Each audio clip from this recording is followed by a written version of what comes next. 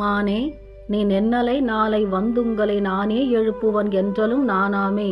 போன திசை பகராய் இன்னும் புலர்ந்தின்றோ. வானே நிலனே பிறவே அறிவறியான் தானே வந்தெம்மை தலையளித்து ஆட்கொண்டருளும். வான்வார் கழல்பாடி வந்தோர்க்குன் வாய்த்திறவாய். ஊனே உருகாய் உனக்கே உருமெமக்கும் ஏனோர்க்கும் தம்கோனை பாடேலோ ரெம்பாவாய்.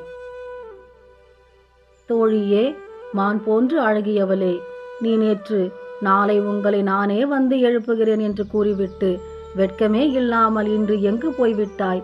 இன்னுமா பொழுது புலரவில்லை? வானுலகும் பூமியும் பிற எல்லாமும் அறிவதற்கு அரிய பெருமான் தானே வந்து கருணையோடு நோக்கி நம்மை ஆட்கொள்ள வருகிறான்.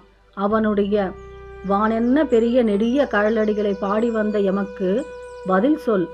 உடல் உருக தொழாது இருக்கின்றாய், இது உனக்குத்தான் பொருந்தும். எங்களுக்கும் ஏனைய எல்லோருக்கும் ஒரு தலைவனான சிவபெருமானை பாடு. இப்படி தோழியர் இன்னொரு தோழியை எழுப்புகிறாள். நேற்று நீயே வந்து எழுப்புகின்றாய் என்று சொன்னாயல்லவா? ஆனால் நீ இப்படி உறங்குகின்றாயே, இது சரியா? இது தகுமா?